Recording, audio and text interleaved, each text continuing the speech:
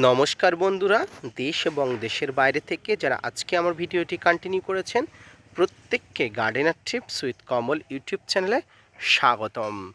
এই মুহূর্তে ডিসেম্বর মাস চলছে, আর ডিসেম্বর মাস এসে প্রত্যেকটি ছাদ বাগানীদের মনে একটাই প্রশ্ন, এই সময় আমি গাছে কি কি খাবার দিতে পারবো, আদৌ কি এই সময় কোনো ধরনের মিশ্র খাবার বা চাপান সার আমি দিতে পারবো কিনা, ছাদ বাগানে এই সময় মিশ্র খাবার বা চাপান সার দিলে আমার গাছে কি আদৌ কোনো ফুল আসবে, সব কিছু প্রশ্নের উত্তর নিয়ে থাকছে আজকের ভিডিওটি। না স্কিপ করে কন্টিনিউ করুন।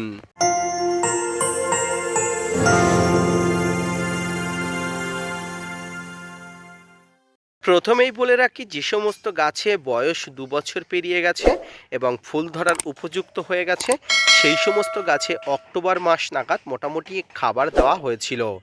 যে সমস্ত ছাদ বাগানিরা অক্টোবর মাস নাগাদ খাবার দিয়েছিলেন সেই সমস্ত ছাদ বাগানিদের বলবো, আপনারা আর এই সময় কোনো তরল খাবার ছাড়া কোনো রকম মিশ্র খাবার বা চাপান খাবার দেবেন না। তবে যে সমস্ত গাছগুলো ছোট বা রিপোর্টিং করেছেন সেই সমস্ত গাছগুলোর ক্ষেত্রে আপনারা কি কি খাবার দেবেন। রিপোর্টিং করার সময় আমি সবসময় বলি বেশি খাবার দেবেন না, কারণ সিম্পল সাধারণভাবে রিপোর্টিং করলে গাছটি মাটির সঙ্গে অভিযোজন ঘটিয়ে নিলে তারপরে কিন্তু আপনারা খাবার দেবেন। এরপরে আপনারা যে গাছটি দেখতে পাচ্ছেন এটি হলো আমার একটি ছোট্ট মুসম্বি লেবুর ডাল থেকে চারা তৈরির গাছ, এবং এই গাছটির বয়স এখনও 2 বছর হয় নাই। এই 2 বছর না হওয়ার জন্য গাছের কিন্তু ফুল আসার কোনো চান্স নেই। আর আজকে আমি দেখাবো গাছটি রিপোর্টিং করার পরে আমি কি কি খাবার দিয়েছি, কারণ এই সময় গাছে খাবার দেওয়াটা অত্যন্ত জরুরি, গাছের গ্রোথ করাটা অত্যন্ত জরুরি। আর লেবু গাছের খাবার বলতে বিভিন্ন ধরনের ম্যাক্রো এবং মাইক্রোনিউট্রিয়েন্টে ভরপুর খাবারগুলো দিতে হয়। এই মুহূর্তে খাবারের যে পসরাটি আপনারা দেখতে পাচ্ছেন সেই খাবারের পসরার মধ্যে সমস্ত ধরনের ম্যাক্রো এবং মাইক্রোনিউট্রিয়েন্ট উপযোগী সব খাবার আছে।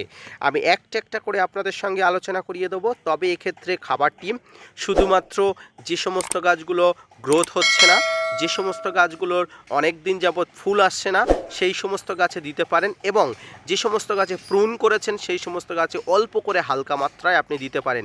একেবারে দিতে পারবেন না এমনটি বলবো না। খাবারের বন্দোবস্ত গাছে না করলে গাছে কিন্তু কচি পাতাও আসবে না, তাই কিন্তু প্রুন করা থেকে সমস্ত গাছে আপনি দিতে পারেন।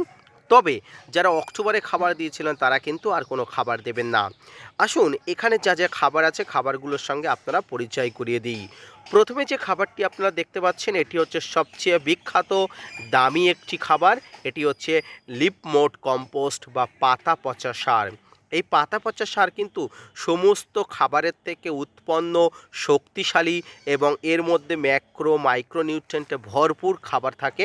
সেই খাবারটি যেটি আমি সমস্ত ছাদ বাগানের পুরনো পাতা থেকে তৈরি করেছিলাম। আপনারা এখানে যে পাতাগুলো দেখতে পাচ্ছেন এই পাতাগুলোরও কিন্তু প্রসেসিং শুরু হচ্ছে, এই পাতাগুলো থেকেও কিন্তু সার তৈরি হবে। ঠিক এমন পাতা থেকে কিন্তু আমার ছাদ বাগানে আমি সার তৈরি করেছিলাম। এরপরে যেটি দেখতে পাচ্ছেন সেটি হচ্ছে M45 ফাঙ্গিসাইড, অর্থাৎ এই সমস্ত মিশ্রণের মধ্যে যাতে কোনো ধরনের ফাঙ্গাসের আক্রমণ না হয় তার জন্য কিন্তু এই ফাঙ্গিসাইড। এরপরে যেটি দেখতে পাচ্ছেন সেটি হচ্ছে ভার্মি কম্পোস্ট, অত্যন্ত গুণগত মানসম্পন্ন ভার্মি কম্পোস্ট। আপনারা যে কোনো ধরনের কম্পোস্ট সার আপনারা নিতে পারেন। এরপরে গাছের ফসফরাসের চাহিদা কমানোর জন্য আমি নিয়েছি সিং চাচা বা সিং কুচি। তারপরে গাছের মাটিতে যাতে কেঁচো কেন্দ্র পিঁপড়ের আক্রমণ না হয় তার জন্য কিন্তু এখানে নিয়েছি নিম খোল, অর্থাৎ নিম কেক যেটাকে বলা হয়। নিম গাছের ছাল থেকে, ডাল থেকে, পাতা থেকে যে সমস্ত যে নিম খোল তৈরি হয় এটি কিন্তু গাছের পোকামাকড় নাশক হিসাবে কাজ করে। এরপরে যেটি আমি নিয়েছি সেটি হচ্ছে SSP সিঙ্গেল সুপার ফসফেট, গাছের শিকড়ের বৃদ্ধি, গাছের ডালপালা বৃদ্ধি, গাছেরকে শক্তিশালী করা। তাছাড়া গাছকে সার দেওয়ার সময় এই সমস্ত শিকড়গুলো কাটা যাচ্ছে এর জন্য গাছ যে স্ট্রেস পড়ছে এর জন্য যে খাবারটি আপনাকে দিতে হবে SSP। আপনারা SSP না পেলে TSP দিতে পারেন। এরপরে যে খাবারটি সেটি হচ্ছে গাছের পাতা ঝরা, গাছের পাতা হলুদ হয়ে যাওয়া, বিশেষ করে লেবু গাছে সমস্ত ধরনের সমস্যা থেকে মুক্তির জন্য যে খাবারটি নিতে হবে সেটি হচ্ছে চিনির সমতুল্য, অর্থাৎ চিনির মতো যে খাবারটি এটি হচ্ছে ম্যাগনেসিয়াম সালফেট বা এপিসম সল্ট। এবারে কত পরিমাণ নেবেন আপনার গাছের আয়তন অনুযায়ী আপনি হিসাবে বলা হয় প্রতি 10 কেজি মাটি অনুযায়ী আপনাকে 100 গ্রাম খাবার দিতে হবে। অর্থাৎ আমার এই পাত্রটিতে মোটামুটি 10 কেজির কাছাকাছি খাবার আছে, মাটি আছে। এই জন্য আমি কিন্তু 100 গ্রাম সব উপাদানগুলো নিয়েছি। এবং এই সময় লেবু গাছে পটাশের চাহিদা থাকে, তাই কিন্তু পটাশের চাহিদা পূরণের জন্য আমি এখানে নিয়েছি এমওপি বা লাল পটাশ।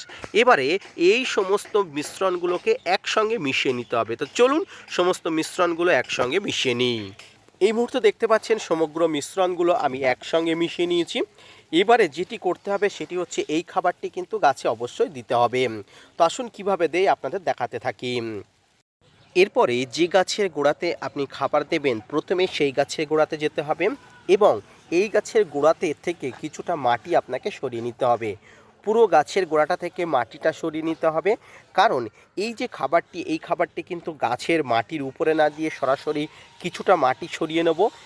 মাটি সরিয়ে নেবার একটাই কারণ, এই খাবারগুলো সরাসরি কিন্তু গাছের মাটির নিচে দিয়ে দেবো, যাতে করে সমস্ত খাবারগুলো কোনো রকমে না ধুয়ে যায় বৃষ্টির মধ্যে।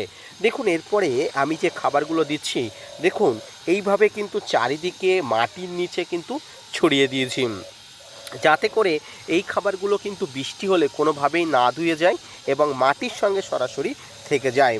তো আপনারাও ঠিক ছাদ বাগানে খাবার যখন দেবেন ঠিক এইভাবে আপনারা অবশ্যই খাবার দেবেন, তাহলে কিন্তু খুব ভালোভাবে দেখুন এবারে যে খাবার দিয়েছি, এইবারে এই যে মাটিগুলো গাছের গোড়াতে এক জায়গায় করে রেখেছিলাম এগুলো কিন্তু দিয়ে কিন্তু ঢেকে দিতে হবে। তাতে কি হবে, গাছের গোড়ার কিন্তু মাটির মধ্যে কিন্তু খাবারগুলো যথেষ্ট পরিমাণ থেকে যাবে।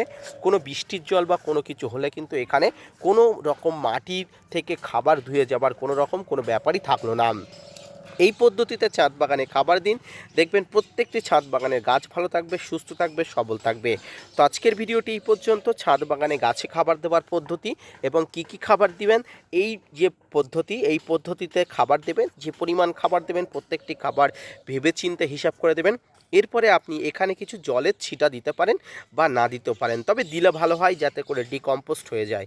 এইভাবে ছাদ বাগানে সমস্ত গাছের কিন্তু খাবার প্রদান করতে হয়। তো ফ্রেন্ডস, আজকের ভিডিওটি কেমন লাগলো অবশ্যই জানাবেন। এর পাশাপাশি gardener tips with Kamal YouTube চ্যানেলকে সাপোর্ট করবেন। ভিডিওটি ভালো লাগলে অবশ্যই চ্যানেলটি লাইক করে শেয়ার করতে ভুলবেন না। ধন্যবাদ।